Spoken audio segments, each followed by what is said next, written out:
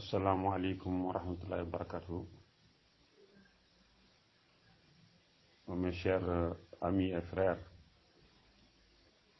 du groupe Salon pour la Liberté, bonsoir à vous tous. Après remerciement à Allah notre Seigneur, mes prières au prophète Mohammed sallallahu alayhi wa sallam, je vous remercie de cette invitation pour débattre des problèmes qui nous préoccupent tous, des problèmes nationaux, pour la résolution desquels nous sommes tous engagés. Je veux dire, tous les patriotes sont engagés afin de trouver une solution ou des solutions aux problèmes qui se posent à un peuple et qui ne cessent de se poser à un peuple, parce qu'un peuple, ce n'est pas un individu, c'est une personne morale, même s'il y a des personnalités physiques. Le philosophe disait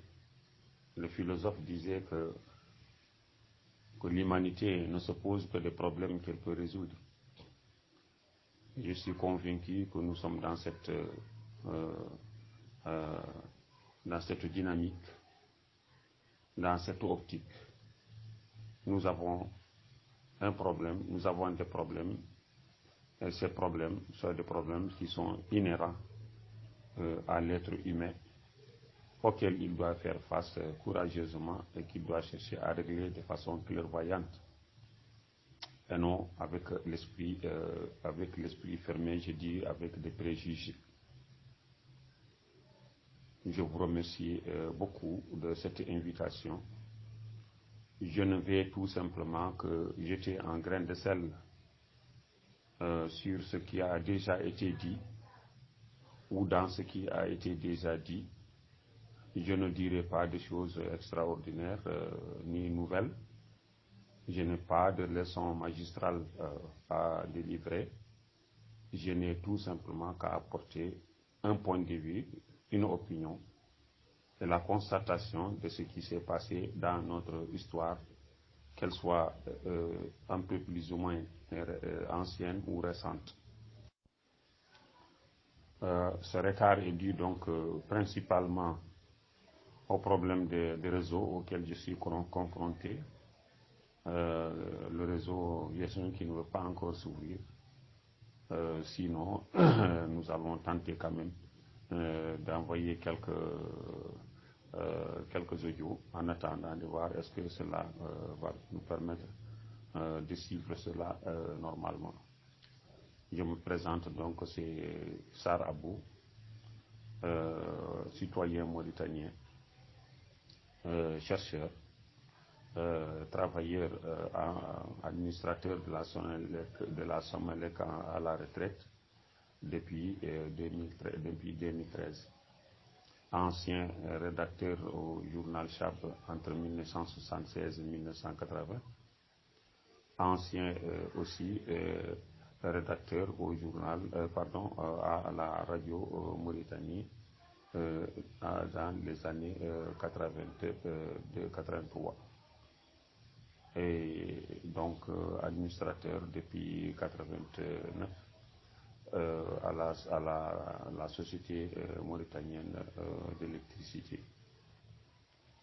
Je remercie ma sœur Penda Sow, mon petit frère Diallo Daouda, dont j'ai le plaisir, en tout cas l'immense plaisir de retrouver ici la présence dans ce groupe. Et d'ailleurs, tout ce plaisir est partagé avec tous les autres qui sont ici présents. Parce que ce sont des citoyens mauritaniens, alhamdulillah, c'est des concitoyens. Le thème semble être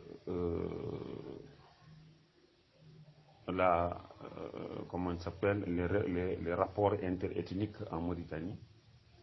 sur le plan de la consanguinité et sur le plan, comment dirais-je, politique, sociopolitique. Nous allons donc essayer d'apporter notre contribution.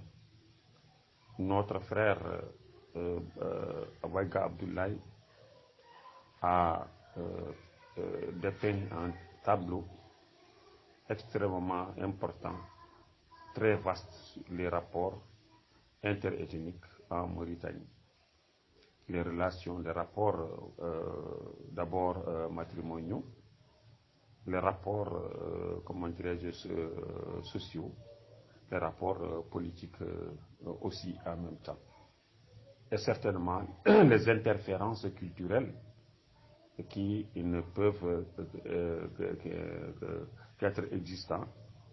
C'est tout à fait normal pour des communautés humaines qui vivent ensemble depuis des millénaires. Je n'ai pas dit un millénaire, j'ai dit depuis des millénaires. En bref, historique, la Mauritanie d'abord, parce que la Mauritanie, en réalité, dans l'histoire, est cet amalgame, comment dirais-je, de peuples, depuis l'Antiquité jusqu'à l'époque médiévale, jusqu'au temps moderne. L'Antiquité a vu des populations, je veux dire, la préhistoire, a vu des populations négroïdes qui vivaient dans le Sahara méridional, c'est-à-dire au-delà de l'Atlas, où une humidité très importante, très forte, une chaleur très forte, une pluviométrie donc extrêmement abondante, alors qui faisait que il y a seulement un genre de population qui pouvait vivre dans cet espace géographique, géoclimatique. Des savants très renommés ont fait des travaux extrêmement importants sur ce sujet, notamment Henri-Jean Higo, qui a écrit comment dirais-je, une recherche dont le titre est Le Sahara avant le désert, depuis les deux populations donc néolithiques jusqu'à l'aboutissement dans l'histoire. Bon, un peu peut-être d'anthropologie. Ces populations donc, depuis la limite de l'Atlas et jusqu'aux confins du Sahara, des populations qui y vivaient, et ces populations qui sont des populations mélanodermes. Alors ce n'est que possible, ce n'est que cela d'ailleurs, parce que tout simplement, nous savons que les conditions climatiques du Sahara ne permettaient pas à d'autres populations d'y vivre. Même si elles vivaient, elles allaient se transformer, se conformer aux conditions climatiques, écologiques, biotopiques de cet espace géographique. En tant que, comment dirais-je, en tant que mélanoderme, donc ayant la peau noire. Ceci résulte des règles ou des lois qui ont été élaborées par des savants, dont un certain Glogger qui est allemand, qui a dit que tout animal à sang chaud qui vit dans l'humidité et la chaleur, son corps se colore, son sang se colore en noir. Et ça a été expérimenté, comment dirais-je, éprouvé. Les savants sont d'accord sur ce principe. Au nord de l'Atlas, c'est-à-dire où le climat était semi-tempéré jusqu'au tempéré, parce qu'il y a ces inversions culturelles, et vivaient plutôt d'autres populations qui sont des populations qu'on appelle des populations locodermes, donc blanches. Certains sont venus de la Syrie en passant par l'isthme de Suez et en s'installant en Tunisie, dans une localité qu'on appelle Gafsa, on les appelle les Capsiens. C'est le jargon qu'utilise M. Henri-Jean Higo pour parler de ces populations, mais qui ont été étudiées par un savant qui s'appelle Paul Palary, en 1909 même, dont le site de Gafsa Gafsa, c'est une ville tunisienne, et le nom des populations qui ont été trouvées fossilisées, on les appelle les Capsiens. D'autres populations qui sont revenues du nord, donc à partir de comment dirais-je, de l'Ibérie, de la péninsule ibérique, de l'Espagne, qui sont revenus par Gibraltar, occuper le Finistère marocain qu'on appelle les Ibéro-Maurisiens. Ibéro de la péninsule ibérique, Maurisiens du terme latin maores qui signifie qui a la peau brune. Donc ces populations qui sont installées au fur et à mesure, depuis donc je dis le néolithique jusqu'à l'entrée dans l'histoire, ont pu à partir de l'époque antique, donc à partir du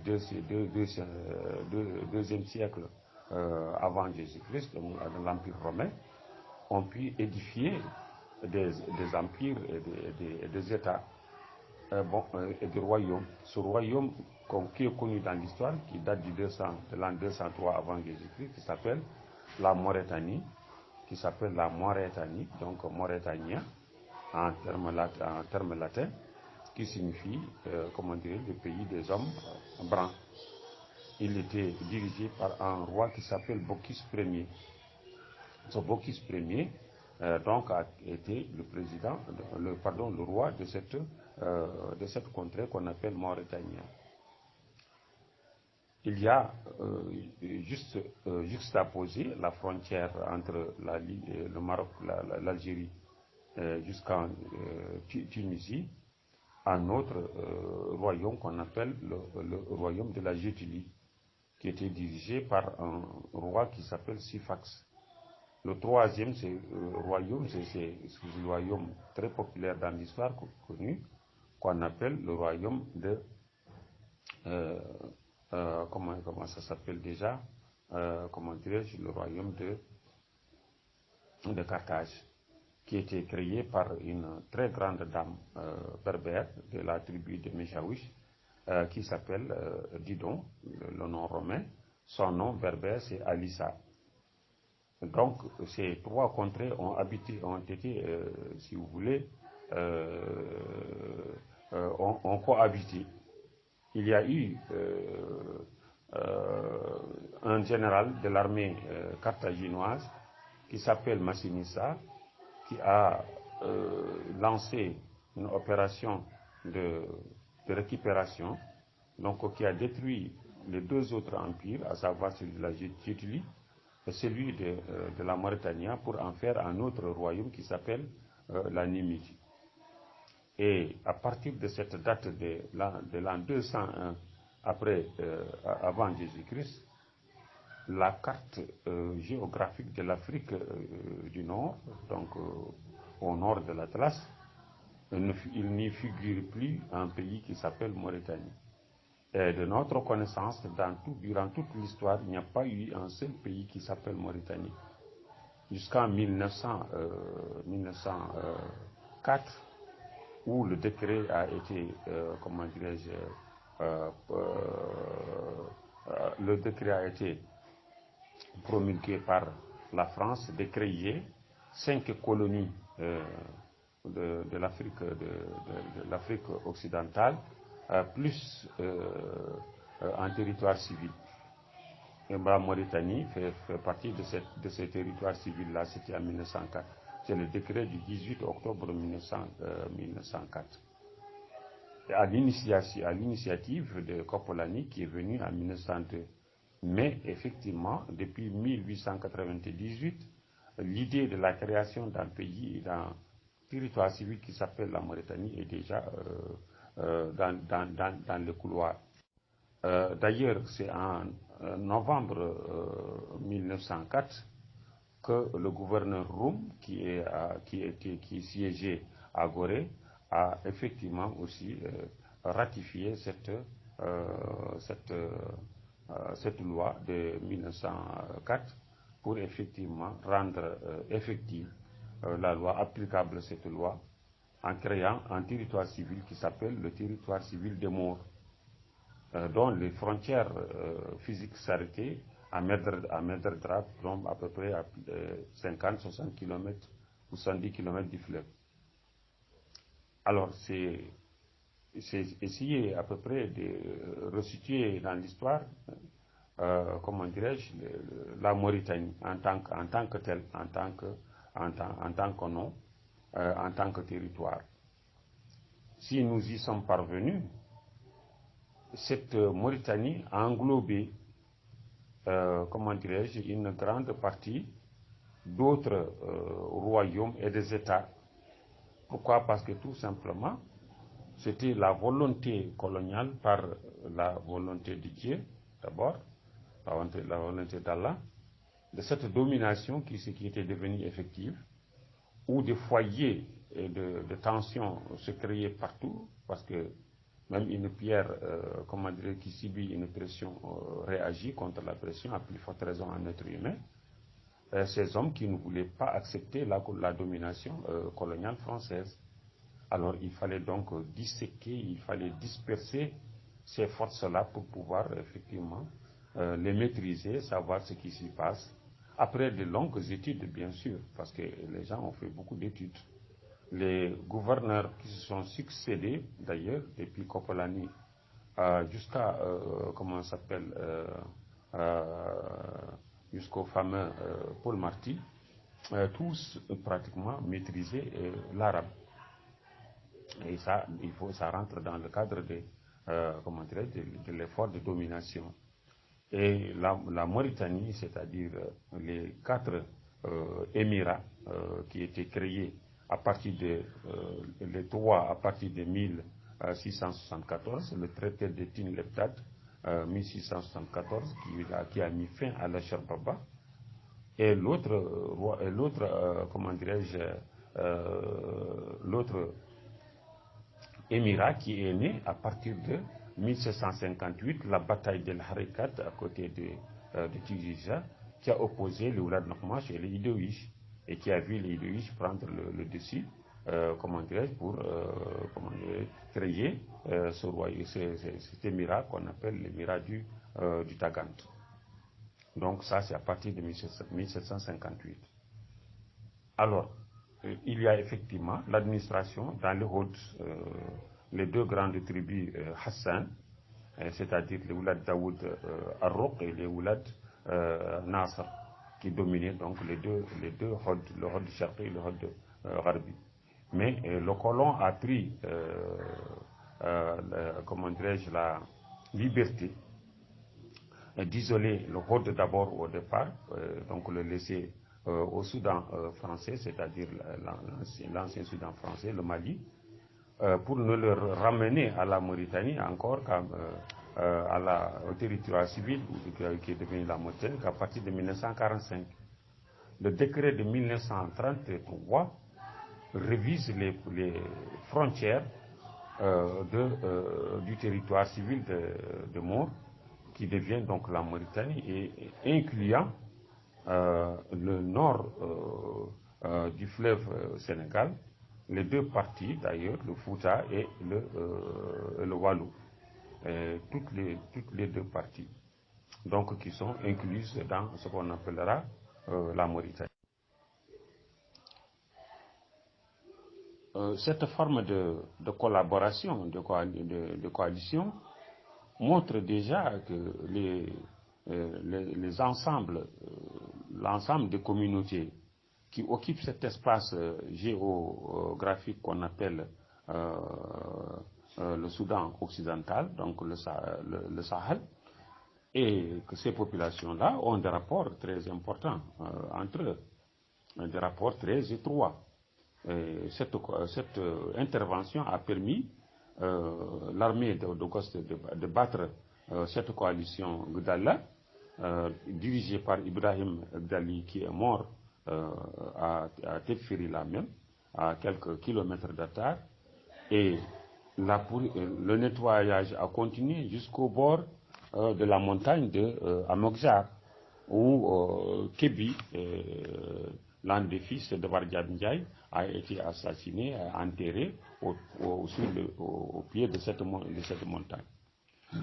Nous savons donc que les, euh, euh, toutes les manifestations politiques, culturelles, religieuses se sont passées entre ces différentes populations, quelle que soit leur couleur d'ailleurs, la couleur de leur peau, ce qui n'était pas fondamentalement important, parce que la religion musulmane étant dominante à partir du 11e, à partir du 10e, pardon, fin 9e, 10e siècle, où la religion musulmane était la plus importante et qui était prédominante. Donc, l'éclatement de ces empires ont donné naissance à l'empire du Mali et l'empire de Gao, qui ont eu la prédominance pendant presque à peu près 3 siècles. À partir du XVIe siècle, donc 1534, les Peuls ont ouvert une brèche pour créer un empire qu'on appelle l'empire de Satigui, donc l'empire de Djenyanké ou de Satigui, qui a fait à peu près plus de 200 ans, entre 1534 et 1776. 1776, parce que à partir de là, il y a eu une révolution qui a créé une république théocratique musulmane, donc dirigée par des musulmans, et effectivement qui durera jusqu'en 1881, où le traité de reddition en faveur de la France a été signé par les Almamis en 1881. Donc, là, le Wallo, nous savons que le Wallo existe. Alors, pour revenir un peu à l'empire de Satigui, nous savons que l'empire de Satigui, à partir de 1700, le 14e Satigui du Fouta, en l'occurrence Siré Sawalam, s'est converti à l'islam. Son fils, qui s'appelle Bokar Siré, la même chose, qu'il a succédé en 1712. Il a subi un coup d'État de la part de son petit frère, qu'il a détrôné pendant presque 6 ans, où il était en exil à l'intérieur du pays, aux environs de Kaïdi, dans une ville qu'on appelait Goumel à l'époque, qui s'appelle aujourd'hui Séinimadi. Donc tous les Gorgolois se connaissent parfaitement bien. Donc en s'y étant exilé, il a noué des rapports avec donc le Oulad Eli, qui est la branche cadette de Oulad Abdallah, parce que les Oulad Abdallah qui sont des Hassan, qui sont fils d'Abdallah, qui a eu 6 enfants, le premier étant Mohamed. Mohamed, c'est le père de Normanche et de Seyid, donc le Oulad Normanche et le Oulad Seyid. Oulad Eli, c'est le 6e, qui ont eu à se coaliser avec l'empereur déchu du Fouta, Bokar Siré Sawalam. Mais aussi avec le premier émir du Trarza, couronné en 1703 par le sultan marocain Moulay Hassan, qui s'appelle Eli Chandra, qui est de l'autre côté la branche aussi cousine de Oulad Abdallah, parce qu'ils sont des Oulad Daman. Pour un peu d'histoire, Hassan c'est le père de Oudey, Oudey c'est le père de Makfar, Makfar c'est le père de Mbarek, c'est le père de Ousmane et de Haddaj. Haddaj c'est le père de Barkeni et de Terouz. Terouz c'est le père de Daman, Daman père de Ahmed bin Daman, Ahmed c'est le père de Heddi, qui est le père de Ali Chandra.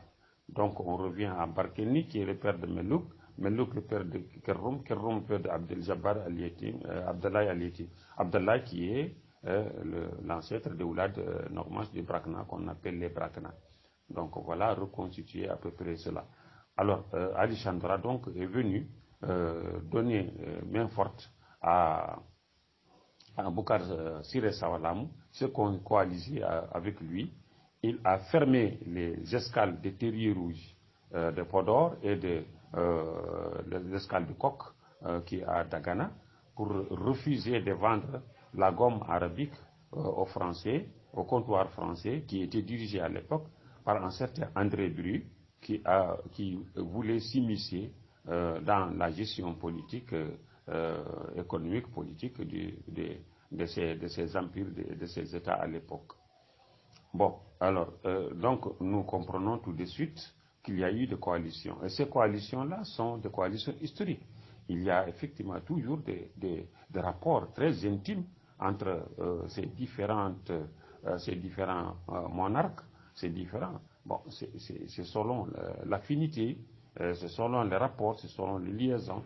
Même si Moulay Hassan a été sollicité avec la branche de son armée qui se trouve à Gao, qu'on appelle les Armands, qui sont venus, 5000 soldats aussi, soutenir le Fouta à la même époque. Mais en tout cas, on note qu'il y a une coalition nette entre les différents monarques de cet espace géographique et géopolitique, c'est-à-dire, nous avons vu une partie du Brakna, le Trarza et d'ailleurs le Wallo, parce que le barak du Wallo, le 35e barak du Wallo, qui s'appelle Barak Berchaka, Aram Diallo Mbodj, a été déchu, donc détrôné, par son cousin Yerim Banik Aram Bakar, et qui est venu aussi se réfugier auprès de Boukhar Siré, qui était musulman comme lui, et jusqu'à la conquête, la reconquête du pouvoir. Nous voyons donc que cette alliance-là, c'est qu'il y a toujours des rapports très intimes, comment dirais-je, entre ces différents monarques. Et il faudrait effectivement le constater. On n'est pas parti en profondeur les liaisons et les rapports qui existent entre comment dirais-je, les populations elles-mêmes. Nous sommes partis sur le plan politique. On sait qu'en 1786, il y a eu la bataille entre comment dirais-je, Ahmedou du Barakna, il y a eu donc cette bataille-là contre le Trarza avec l'émir Eliel Kouri. Et le Fouta est intervenu avec le chef de l'armée qui s'appelle Hamad Kouro, qui est venu soutenir le Brakna jusqu'à malheureusement la mort de comment dirais-je, comment il s'appelle déjà, de Eliel Kouri. On sait que ces coalitions-là existent. Bon, sur le plan, comment dirais-je, sur le plan toujours de la solidarité, de l'unité, j'ai dit en 1820, il y a eu, en 1816, il y a eu le Wallo qui a signé un traité avec la France pour la colonisation de ces terres par la France. Tout simplement pourquoi? Parce que il y a un certain Hogendorf, qui est hollandais, qui a compris que comment l'abolition de l'esclavage va priver l'Europe d'une main-d'œuvre très importante. Et donc, il a orienté l'Europe vers les colonies. Il faut que les plantations soient réorientées vers le transférées dans les colonies. Et comme ça, on va avoir une main-d'œuvre à bon marché, mais on va aussi occuper des terres très fertiles. Alors, Hogendorf n'ayant pas été retrouvé, la France saisit un autre qui s'appelle Julian Schmalz, qui est hollandais aussi, et l'investi de cette mission-là. Nous savons le naufrage de la Méduse, ici sur les bancs d'Arguin, en 1816, qui était effectivement témoin de la comment dirais-je, témoin de l'arrivée de Julien Schmalz, qui est parti à Saint-Louis, qui a retrouvé le barak de l'époque qui s'appelle Amar Fatim Morse Mbodj, le père de la fameuse Njimbre Mbodj, l'épouse de Mohamedou Lehbib, qui est le père de Eliou Lehbib, qui est la mère, pardon, d'Eliou Lehbib, alors qui a signé avec le traité de ce qu'on appelle les colonies agricoles. Ce traité-là a bouleversé toute la région parce que les autres pays limitrophes n'étaient pas pour ni le Trarza, ni le Brakna, ni le Fouta, et même d'ailleurs le pays qui est au sud, le Cayor, n'était pas d'accord. Donc il y a eu une coalition entre ces quatre pays. Cette coalition, c'est la coalition de 1820, dirigée par l'un des sages du Fouta qui s'appelle Eliman Boubacar Khan. Eliman Boubacar Kane, bon, le roi Ahmedou du Brakna, le roi Amar Mokhtar, pardon, l'émir Amar Mokhtar du Trarza, et le Brak, comment il s'appelle, le Damel du Kajor à l'époque comment il s'appelle déjà, Amar Fatim, Biram Fatim Tchoub à l'époque qui était là-bas. Donc ils sont coalisés contre pour détruire, pour saboter ces colonies-là avec le peuple, le bas peuple du Wallo qui lui-même n'était pas d'accord. Il y a un certain Hoyendorf qui est hollandais qui a compris que l'abolition de l'esclavage va priver l'Europe d'une main-d'œuvre très importante. Et donc, il a orienté l'Europe vers les colonies. Il faut que les plantations soient réorientées vers transférées dans les colonies. Et comme ça, on va avoir une main-d'œuvre à bon marché, mais on va aussi occuper des terres très fertiles. Alors, Hoyendorf n'ayant pas été retrouvé, la France saisit un autre qui s'appelle Julian Schmalz, qui est hollandais aussi, et l'investi de cette mission-là. Nous savons le naufrage de la Méduse, ici sur les bancs d'Arguin, en 1816, qui était effectivement témoin de la... témoin de l'arrivée de Julien Schmalz, qui est parti à Saint-Louis, qui a retrouvé le barak de l'époque qui s'appelle Amar Fatim Morso Mbodj, le père de la fameuse Njimbre Mbodj, l'épouse de Mohamedou Lehbib, qui est le père d'Eliou Lehbib, qui est la mère, pardon, d'Eliou Lehbib, alors qui a signé avec le traité de ce qu'on appelle les colonies agricoles.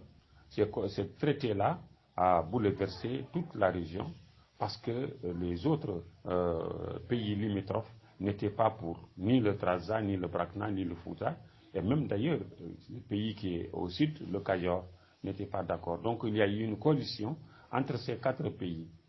Cette coalition, c'est la coalition de 1820, dirigée par l'un des sages du Fouta qui s'appelle Eliman Boubacar Kane.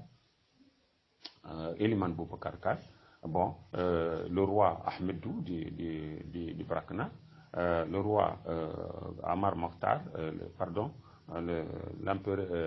l'émir Amar Mokhtar du Trarza, et le Brak, comment il s'appelle, le Damel du Kajor à l'époque qui s'appelle comment il s'appelle déjà, Amar Fatim, Biram Fatim Tchoub à l'époque qui était là-bas. Donc ils sont coalisés contre pour détruire, pour saboter ces colonies-là avec le peuple, le bas peuple du Wallo qui lui-même n'était pas d'accord. Et à la suite de cela, nous connaissons la fameuse bataille de Nder, qui a vu beaucoup de suicides, et que les monarques et les Français, début de colonisation, ont considéré comme une agression contre le Wallo, mais c'était pas exactement cela, parce que le peuple du Wallo, le bas peuple du Wallo a participé, a bien accepté de faire partie de cette coalition qui était destinée à arracher leurs terres que les colons voulaient dominer.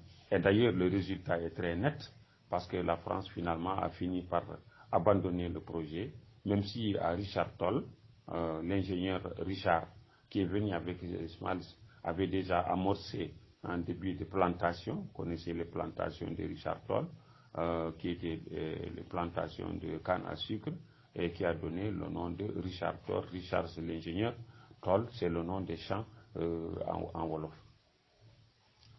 De façon donc très claire, nous avons survolé à peu près cette coalition, cette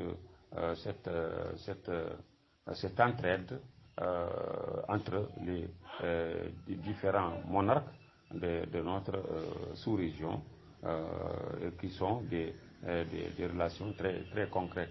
C'est des relations, des rapports très concrets, et nous le voyons. Pour parler maintenant, les rapports, comment dirais-je, sanguins, les rapports matrimoniaux, et c'est très clair, c'est très simple.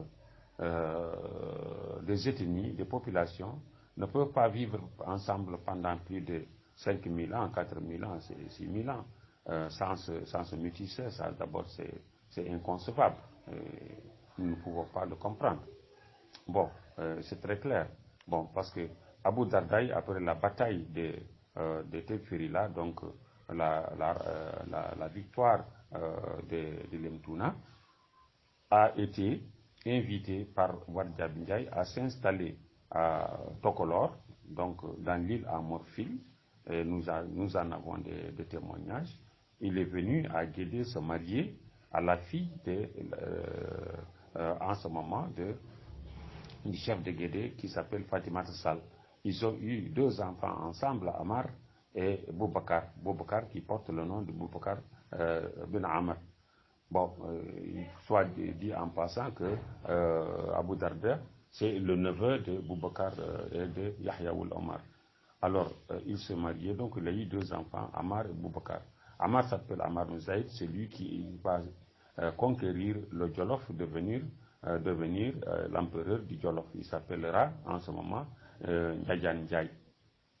Donc, il y a de cela. Sans compter, effectivement, ces différents métissages, j'ai dit, et c'est quelque chose de très concret.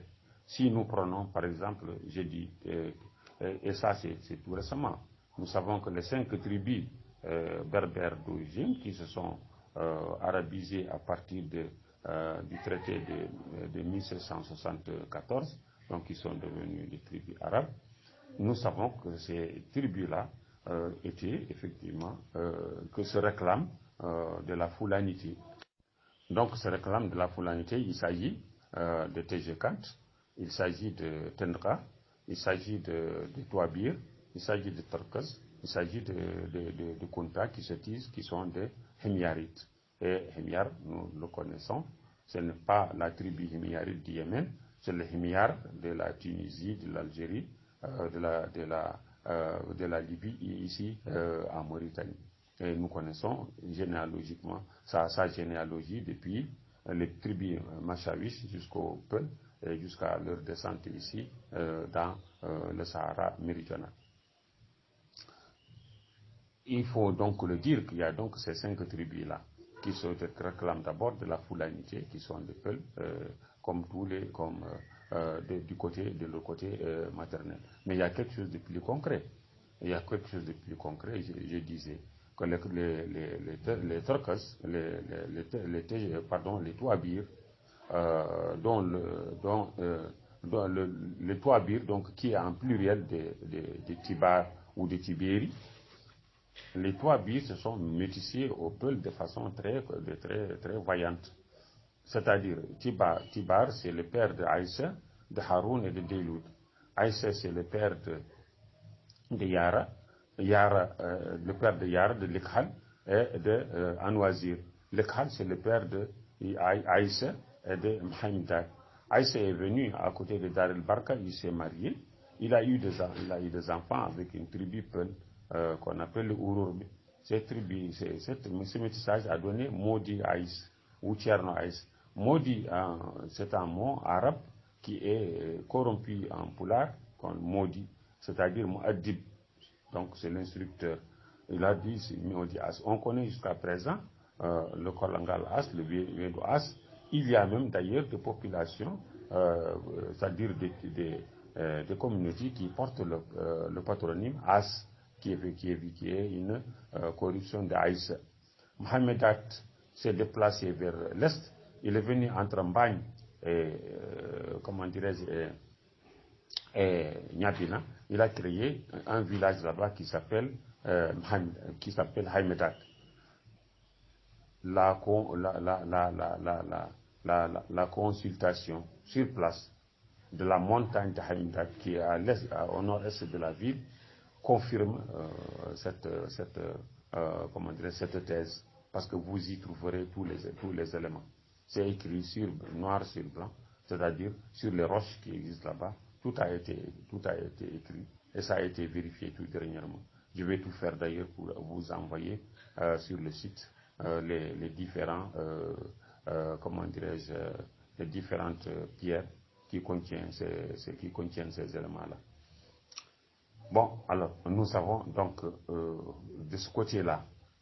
Alors, Haroun donc a eu un garçon qui s'appelle Yara. Yara, c'est le père de Fatima Yara, qui s'est marié avec Cheikh Suleiman Bal, le fameux révolutionnaire du Fouta, pour donner naissance à Bint Suleiman. Bint s'est mariée dans la tribu de Messoum avec un grand érudit qui est d'ailleurs le disciple de Cheikh Suleiman Bal, qui s'appelle Talib Boubakar. Talib Boubakar a eu une fille qui s'appelle Khadijatna Mint Boubakar. Alors, Khadijatna Mint Boubakar a eu, comment dirais-je, s'est marié avec un shérif qui vient du Maroc, qui s'appelle le Cheikh Mohamed ou le Cheikh Talib Riyad.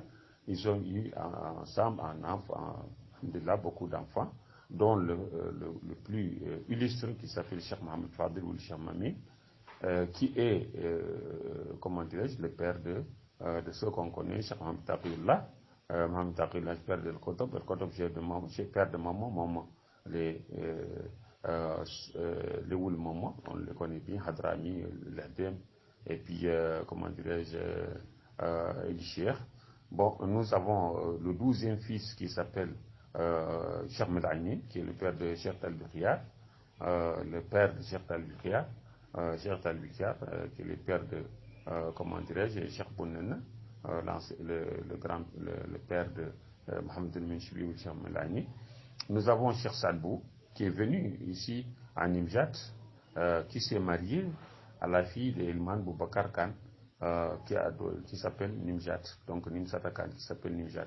Avec elle, il a eu des enfants. Et nous connaissons que toute sa descendance, pratiquement, est au Sénégal. Une grande bourgade qu'on appelle Ndoganou est à 2 km de Dar Djolof, là-bas au fond du Sénégal, où il n'y a que ses descendants, Cheikh Hadrami ou le Cheikh Dahi ou Cheikh Hadrami, qui sont là-bas. On les connaît parfaitement bien.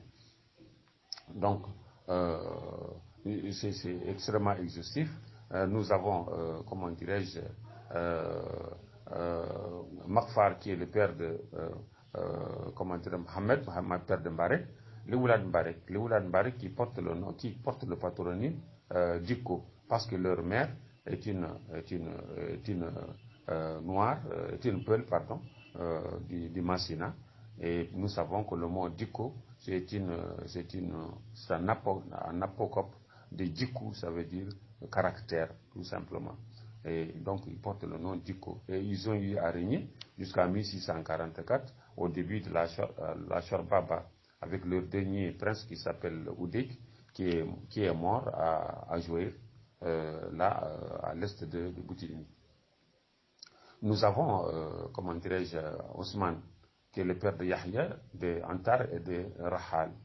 Alors, Yahya, c'est le Oulad Yahya ben Othman. Nous avons, comment s'appelle? Nous avons le Oulad Nasr, qui sont descendants de Antar. Nous avons Rahal. Rahal, lui, il s'est marié chez les Peuls, dans une localité qu'on appelle Djanjassira, c'est à côté de Tamut le Nage, on connaît très bien. Ils sont de cette localité-là. Il s'est marié, il a eu un fils qui s'appelle Samba. Samba a eu Hamdani Abdunabi. Alors Hamdani a eu 4 enfants, dont Hosni et Boubacar. Hosni qui est mort durant leur pèlerinage à la Mecque. Les 3 sont revenus. Ils ont créé un village qui existe aujourd'hui entre Niabina et Bagoudine qui s'appelle Hijaz. Ils sont là-bas, on l'appelle le Hijaz. Seul Boubacar est revenu ici vers l'Ixeiba, Podor, qui s'est marié là-bas chez les Peuls, qui a donné une tribu Peul qu'on appelle les Bakarnabe, donc c'est Boubacar. Et bon, j'ai dit donc que ce n'est pas seulement le cas avec les Peuls, c'est le cas avec les Soninké, parce que nous avons effectivement, comment dirais-je, Habab, qui est venu à Shengiti, qui s'est marié à Shengiti, qui a eu avec une femme du nom de Sissé, s'appelle Kounda Sissé, qui se sont mariés, ils ont donné naissance à Ahmed Khoule, que vous connaissez bien, Ahmed Khoule, qui fait la fierté de toute la Mauritanie à Chinguitti. Et vous avez la bibliothèque Habot de Chinguitti qui contient ces documents. C'est le mythe du Bida, le mythe du Bida avec Habab. Vous y allez, vous y trouverez tous ces documents-là. Des sciences certaines, avec l'attestation effectivement de Hassan Ibrahim, l'historien égyptien, que Youssouf Tachfin, des mères Soninké et des pères Lemtouna Telekatin, effectivement, lui aussi, comment dirais-je, lui aussi il est métissé. J'ai dit tout simplement que ce métissage est quelque chose de très remarquable, et ce n'est que tout à fait normal, parce que tout simplement, la Mauritanie d'aujourd'hui, qui est issue de tous ces empires et royaumes, ne peut que refléter l'ensemble de ces populations. Vous avez la tribu de Hamon, qui est dans le Hadi Sharqi, qui sont d'origine Bambara. Nous avons, Dieu merci, comment dirais-je, les Tendaka, la fraction Tendaka qu'on appelle les Hel Boussidi, qui sont les Hel Bousseir. Les Hel Bousseir, ils ont leur grand-mère maternelle qui s'appelle Aminat Modi Malikba, qui est de Dar el Bark. D'ailleurs, ils partagent là-bas un terrain cultivable qu'on appelle Maïmaï. Et leur cimetière est là-bas, actuellement, leur cimetière est là-bas. Bon, même la fraction de El Cheikh Sidiye, qui sont des Tendaka d'origine, donc à partir de Abidjan qui est père de Mohamed, père de Maham, le père de Ntishad, qui est effectivement Ntishid qui est le père de Boubacar, le père de Ahmed Doullah, père de Hibba père de Mokhtar, père de Cheikh Sidiye el-Kabir, Cheikh Sidiye el-Kabir qui est le père de Sid Mohamed Khalifa, qui est le père de Cheikh Sidiya Baba, le père de ceux que nous savons aujourd'hui, Suleiman ou Cheikh Sidiya Baba ou Cheikh Sidiya, Jacob ou Cheikh Sidiya, qui ont intégré la tribu de Oulad Biri, qui sont des Arabes au même titre que les autres Arabes, parce qu'ils descendent d'Abdel Jabbar. Abdel Jabbar, le frère d'Abdoulaye de Oulad Nokmash, donc il est leur frère. Alors, nous avons les Oulad Benyouk, qui sont descendants d'Abdel Jabbar. Abdel Jabbar, c'est le père de Mohamed. Mohamed, c'est le père de Beri. Ahmed, son fils qui s'appelle Ahmed, c'est le père de Boubacar, qui sont les Oulad Ahmed de Chegar, et le frère de Amar Lebat. Bon, donc nous avons dit que Amar Lebat, c'est le père de Benyouk. Benyouk, c'est le père de Lamine Fall et de Barani. Lamine Fall a eu deux filles, dont l'une qui s'appelle, que vous connaissez bien, qui est la mère de Houibib, le dernier émir Oulad Seyid de Barakna, qui s'appelle donc Garmi Fall. Alors, vous avez Moniana Fall qui a été marié par un peul qui est venu de Podor, qui s'appelle Samba Sogi, qui s'est marié à Moniane, qui est ensemble. Ils ont eu ensemble un fils qui s'appelle Douaina. Douaina, c'est le grand-père de Saoudaina, comment dirais-je, à Rosso. Vous avez ces métissages.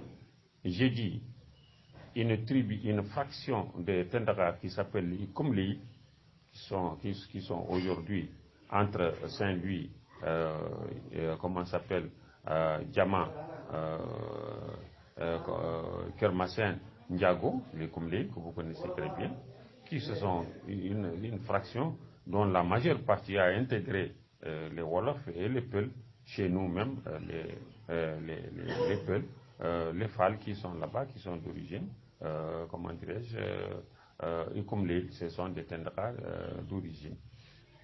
Et là-bas au Sénégal, vous avez le général Medoun Fall, vous avez, comment dirais-je, le professeur, comment il s'appelle déjà, le professeur Fall, professeur de droit, qui fut d'ailleurs ministre des Affaires étrangères lors des événements en 1999. Bon, qui sont ce métissage-là, qui sont devenus totalement des peuples. Les Gleidem de Togmatin, qui sont devenus aussi, qui se sont installés à Tungat, qui sont devenus effectivement, qui sont devenus aussi qui sont installés, comment dirais-je, à Tungen, qui sont devenus donc des Wolofs. C'est la famille des Haj Maliksi qui se trouve à Gaye, et même d'ailleurs au Dimar, parce que Amar Fall, qui est le rénovateur de l'université de Pir Sanjour, il est aussi de là-bas. Bon, nous avons donc le livre de généalogie de Mohamed Abdelrahman Ould Suleiman, Kitab al-Ansab, qui est très exhaustif, vous le consultez, on le consulte. C'est un historien mauritanien.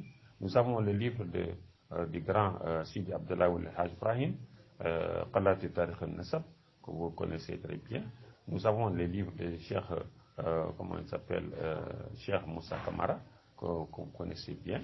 Et nous avons le Wassi, d'ailleurs, qui a dit que Shingiti signifie les puits de chevaux, hein, les puits de chevaux. C'est ça que ça signifie. Alors, il faut donc que nous, on consulte notre histoire. Il faut qu'on revienne à nos sources, et pour qu'on puisse exactement mieux assimiler ces rapports qui existent entre nous, ces données qui existent entre nous. C'est Del Mokhtar Ndiaye, qui est l'un des Yarhamou, qui est l'un des fondateurs de ce pays. Nous savons que sa maman, elle est bien de Oulad Bouspa, et qu'il s'est marié aussi chez les, un peu partout, aussi bien chez le Wolof que chez les. Bon, le fameux Bouy el-Maghdad, qui s'appelle Doudou Sek, dans sa mission en Nadra, et qui a eu même apporté, dont le bateau mis en circulation fluviale à partir de 1954, qui s'appelle Bouy el-Maghdad, porte son prénom. Bon, alors voilà, mes très chers amis, je dis que la Mauritanie est un pays extrêmement métissé, extrêmement uni, dont ces données peuvent être fondamentalement, comment dirais-je, l'origine, le fondament de l'unité de notre peuple. Nous avons écrit notre thèse de doctorat en histoire, dont le titre est les mécanismes de la formation de la nation mauritanienne, fondement de l'unité nationale, qui pourra être consulté très bientôt, le ministère ayant accepté de l'imprimer, de la culture.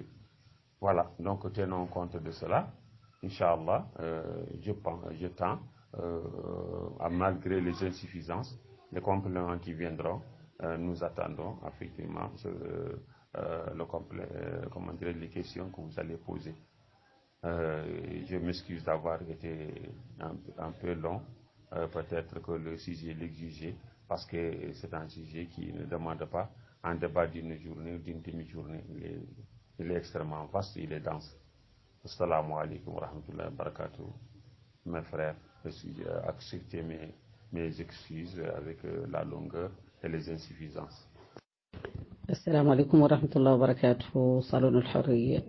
Merci beaucoup, doyen et oncle Aboussar, pour ces informations qui sont très utiles.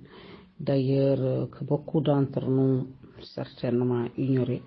Et je vous en remercie et je profite pour vous dire bienvenue dans ce salon. Shukran.